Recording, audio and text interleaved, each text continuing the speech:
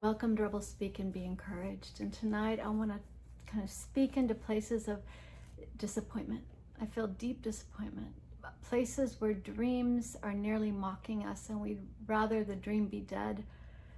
The pain of its absence is hurting such. And there's a way that we can carry dreams in our heart and look and say, God, I don't know what to do with this.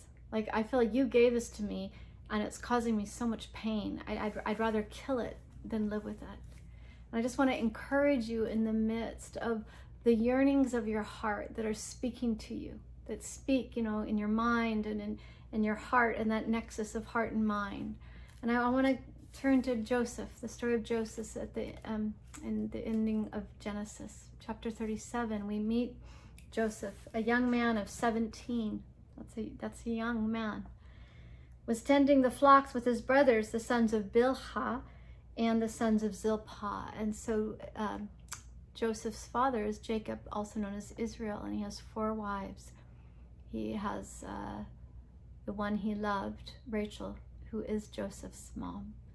And then there's Leah, and then each of them also had Jacob sleep with their maids.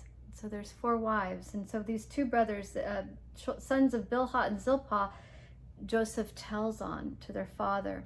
He gave a bad report about them.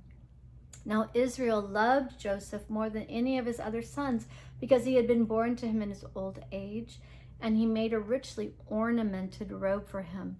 When his brothers saw that their father loved him more than any of them, they hated him and could not speak a kind word to him. And so this is the culture that Joseph is living in. There's a chosenness, but there's also a rejectedness that marks his life. A call, but also a rejection that will turn increasingly to hatred. Joseph had a dream, and when he told it to his brothers, they hated him all the more. He said to them, "Listen to this dream I had. We were binding sheaves of grain out in the field when suddenly my sheaf rose and stood upright while your sheaves gathered around mine and bowed down to it." His brothers said to him, "Do you intend to reign over us? Will you actually rule us?" And they hated him all the more because of his dream and what he had said. So we have this hate, and then more hatred and more hatred. And then he had another dream, and he told it to his brothers. "Listen," he said, "I had another dream, and this time the sun and moon and 11 stars were bowing down to me." When he told his father as well as brothers, his father rebuked him and said, "What is this dream you had? Will your mother and I and your brothers actually come and bow down to the ground before you?" His brothers were jealous of him, but his father kept the matter in mind. And we see that you can look at Joseph and think he's so cocky, but there's also something about the dream that just came to him. He had that dream. He had this story in place in his life. And things go badly for him. His brothers sell him into slavery. And one of the brothers wants to save him, but is not able to. When Reuben heard this, he tried to rescue him from their hands. "Let's not take his life," he said. "Don't shed any blood." They were going to, I can't remember, they wanted to do something that would kill him. And then Reuben's like, "Let's not do that. Don't shed any blood, but throw him into the cistern here in the desert, but don't lay a hand on him." Reuben said this to rescue him from them and take him back to his father. Reuben, at this point in time, is the oldest son in the story. But this will be changed by a bad choice Reuben makes, and Judah becomes kind of the eldest child of the 12 sons of Israel.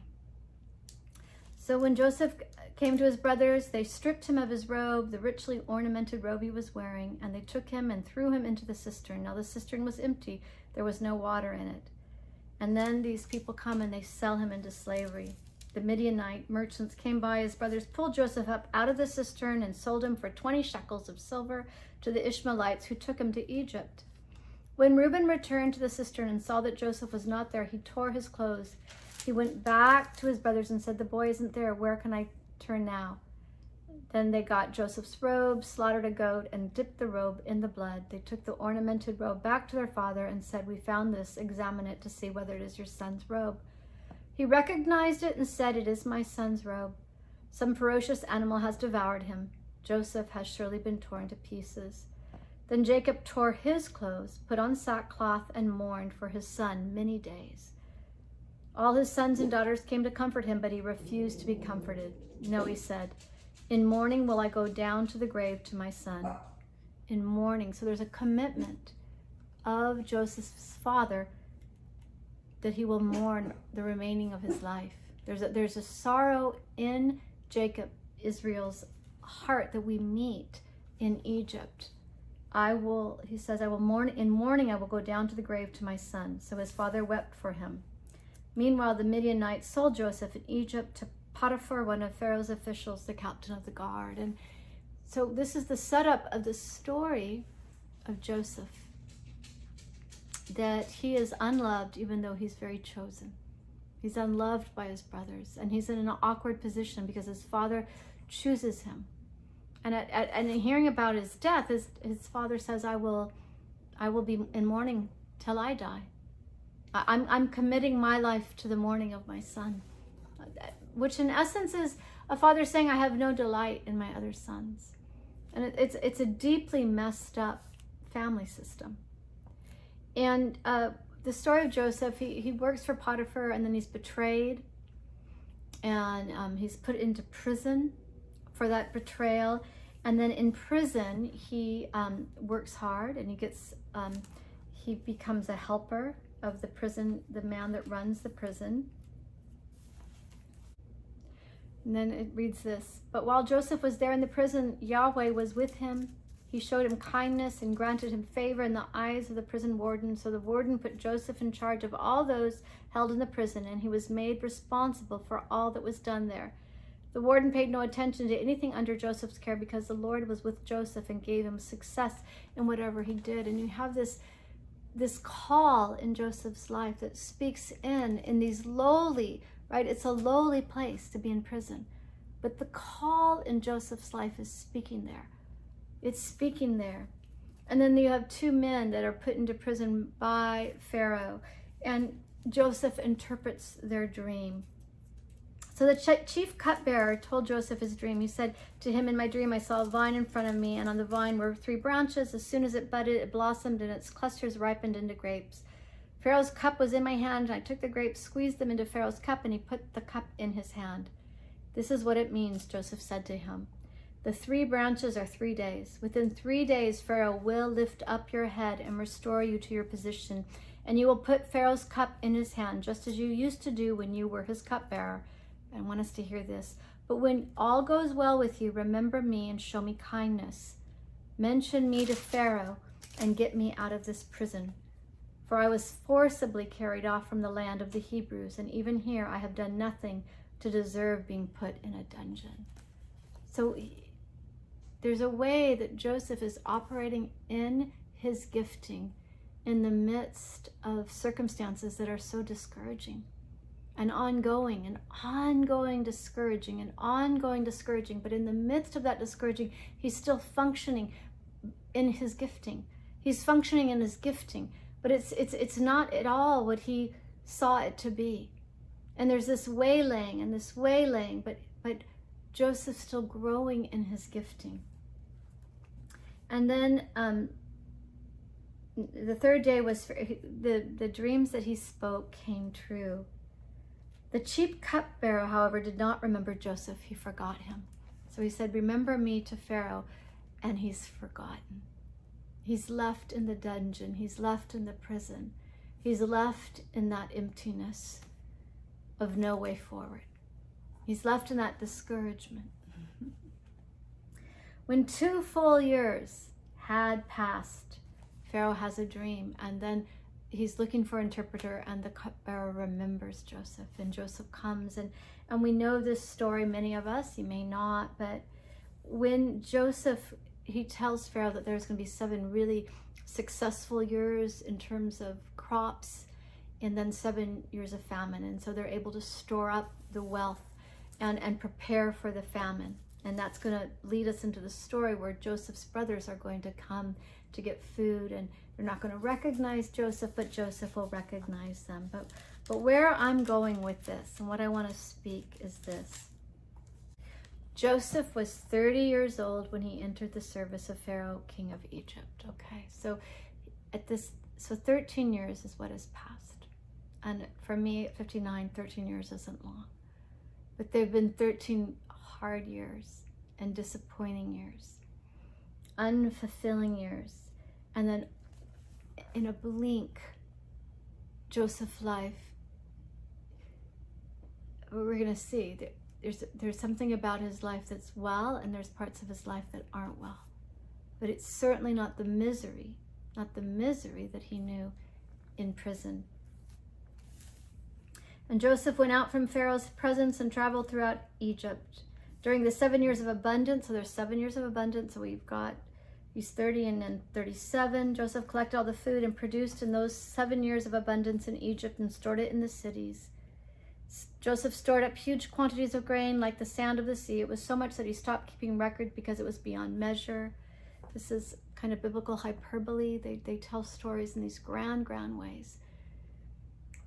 Before the years of famine came, 2 sons were born to Joseph. So somewhere around later, okay? Before, so 7 years and then 7 years of famine. Before the years of famine came, Joseph has 2 sons by Asenath, the daughter of Potiphera, priest of On.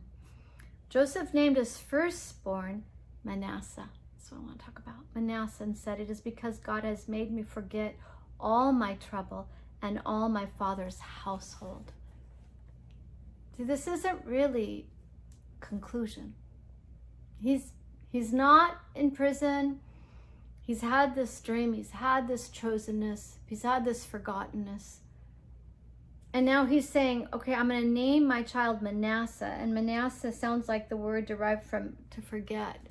Because he's saying, somehow I'm going to tell myself I've forgotten my father's household in this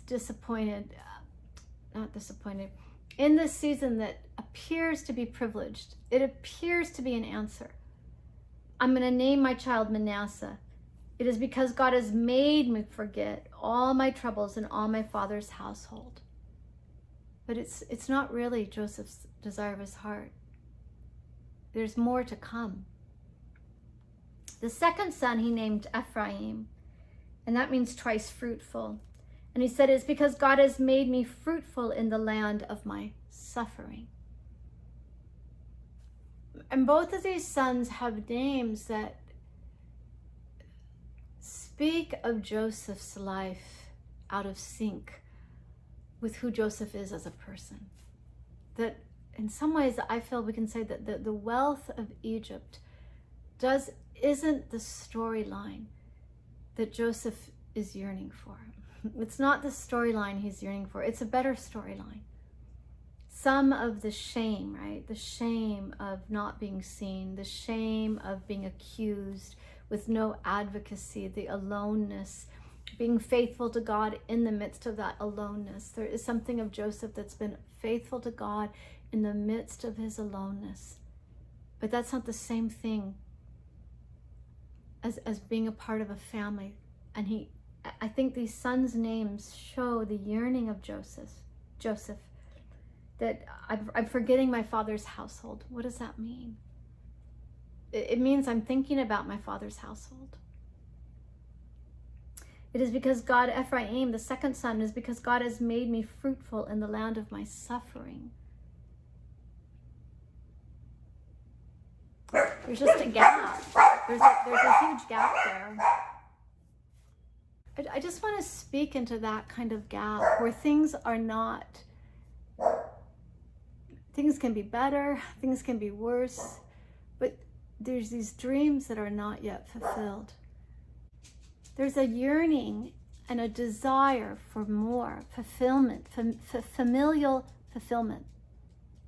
And Manasseh and Ephraim, there's no tribe of Joseph, because my dogs are making me a little cross. Please stop. Manasseh and Ephraim take the place of Joseph. And so then all of a sudden you have 13 tribes, right? Because there's 12 sons. And now Manasseh and Ephraim take the place of Joseph. But we know that God's preparing that for the Levites to come out. That when Moses comes with his brother Aaron, and deliver in the story of Exodus, deliver, right? That the family comes together in Egypt. And for a while, Egypt's a good place for them to flourish, and they become mighty enough to take the land that God's promised Abraham in Canaan. Okay. When Moses and his brother Aaron bring the people out of Egypt, then the Levites are called and they're separated apart to be the priests, and they're not a tribe in that they do not inherit land in the same way that the 12 tribes, 2 of which are the sons of Joseph, Ephraim and Manasseh. And my thought tonight is that those 2 sons' names, Ephraim, the fruitfulness in the midst of suffering, and Manasseh, that I've forgotten my father's household. Those names move into the story. Those names go with them into Canaan. Those names of a time of disappointment in Joseph's life. That disappointment and the naming of those sons in the not yet, right? That not yet, the naming, those sons are named before the end of the story. Manasseh's named before Joseph's reconciled with his brothers, and there's no, it feels like, okay, he's had this dream and he's had this call on his life, and then he looks and he's like, okay, well, my life's good, but there's so much absence in that good. There's this absence of my father's household, and that I've forgotten. I'm fruitful in this land of suffering, in this land that I'm not at home in. Everything's good. This should be a dream, but it's not a dream. There's such a lack of fulfillment. And I think it's interesting that these 2 boys with their names become, 1/6, 2 12ths of the tribes when they move in finally, right? 400 years later, kind of the Exodus and the going to Canaan. And that's kind of big picture, but I really like the poetic justice of Scripture. I like reading Scripture through that lens of how God works and fulfills and speaks through. And here's this story of a life so marked by disappointment that even in the midst of his success, the deepest yearnings of his heart are not wealth and abundance, even though he's very happy not to be in that prison any longer.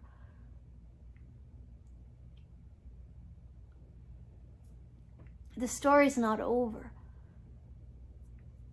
Forgetting his father's household isn't the answer to the yearning of his heart.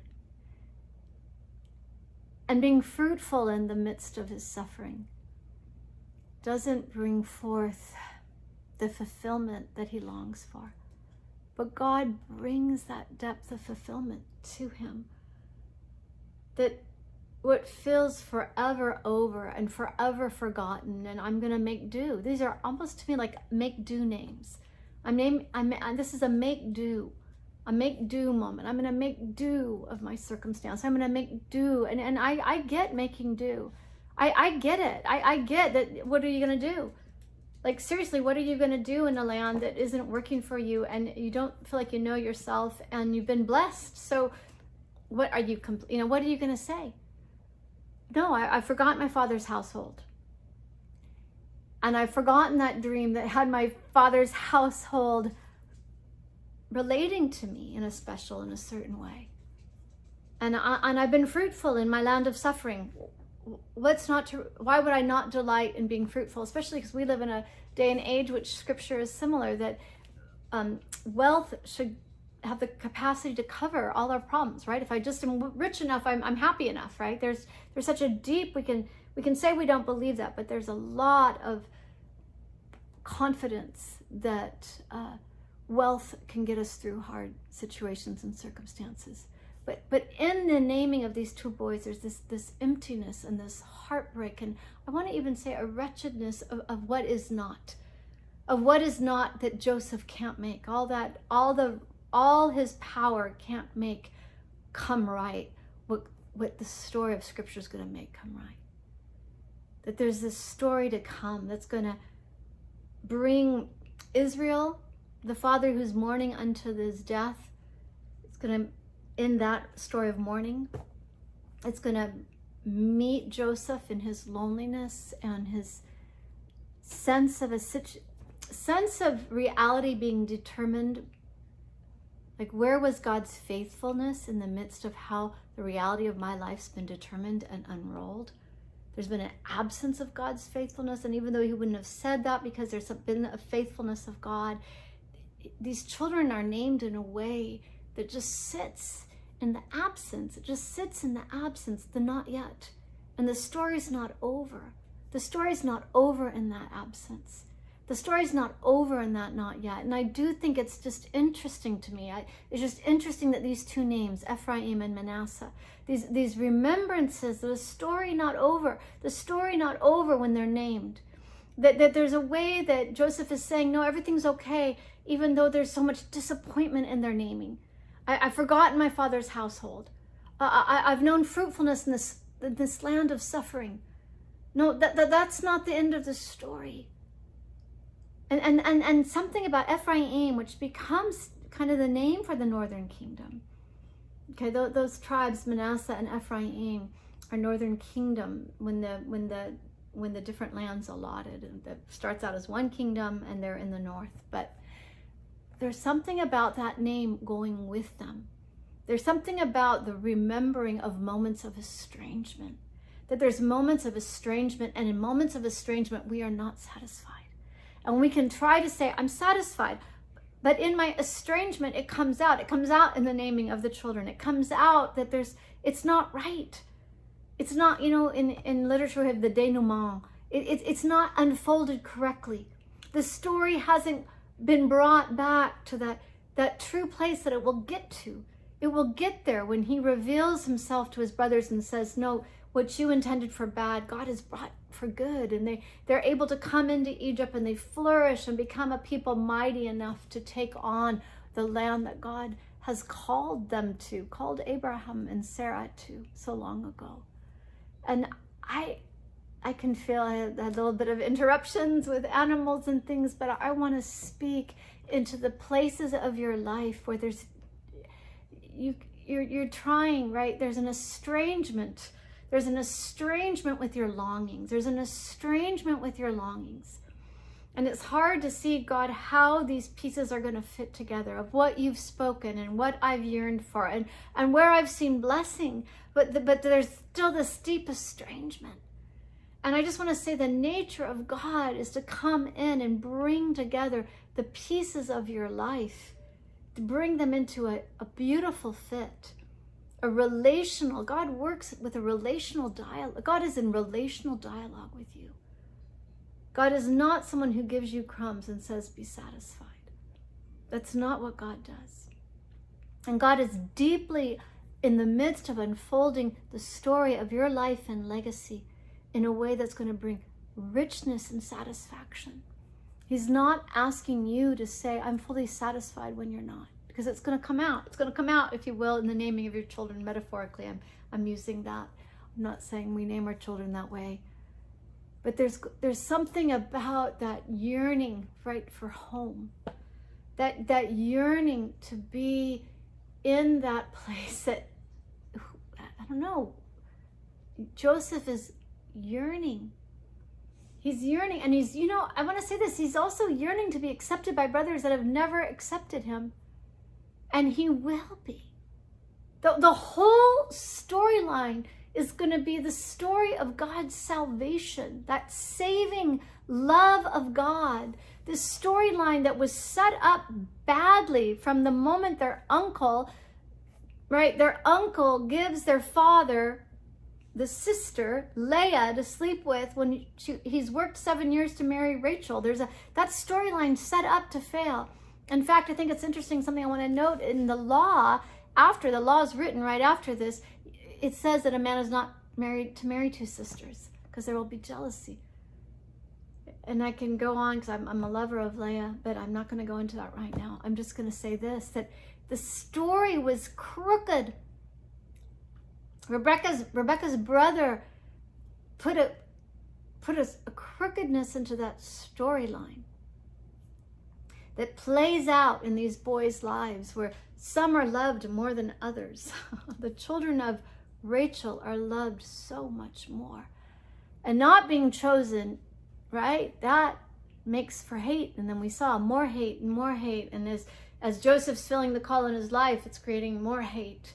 And this boy that's forgetting his father's household and feeling like I've known, I've known fruitfulness in my in this land of suffering.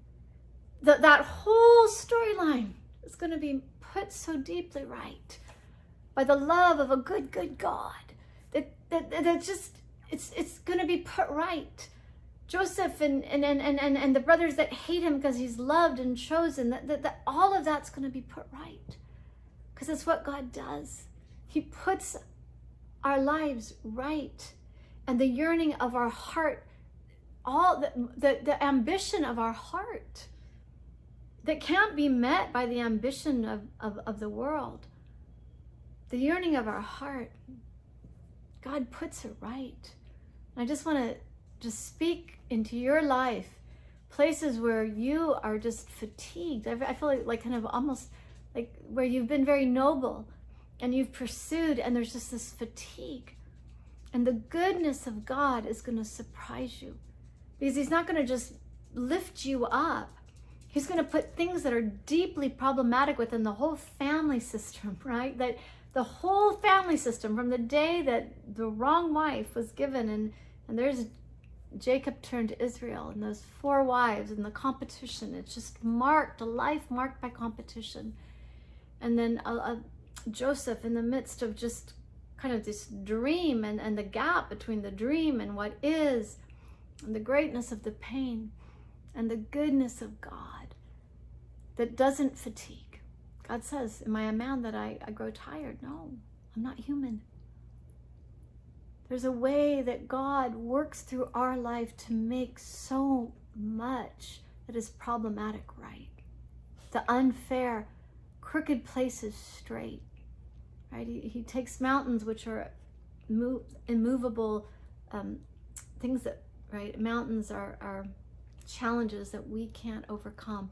They get flattened. And valleys, which are too low, they get lifted. God prepares a way for us to move forward. And as we move forward, whole family systems are transformed from inherently unjust, problematic origins.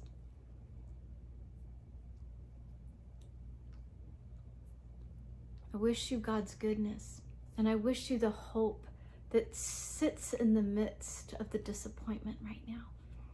Anyway, I don't know, thinking of, there's that poem, Hope is a Bird. Any way that right now you're just feeling the weight of yearnings and longings that seem there's no way forward.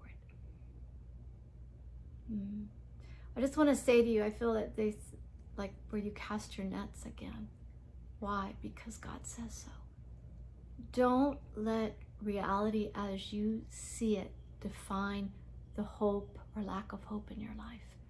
Look to God and remind yourself of God's goodness and say, God, because of who you are, you're a God who never disappoints. And Joseph's life is the story of a man who did not know disappointment. Even when he thought he'd gotten through it and he was still disappointed, and he was making do with the storyline as it was. Like, why wouldn't he be happy? He's the second most powerful man in Egypt. He's not happy because the storyline's not right. But God's going to put a storyline that was problematic a long time ago, that everyone got beat up in. God's going to make it right. God's going to go into all that's wrong of choosing and non-choosing, and loved and unloved, and rework it in a beautiful way, because God's faithful. Be blessed, be encouraged.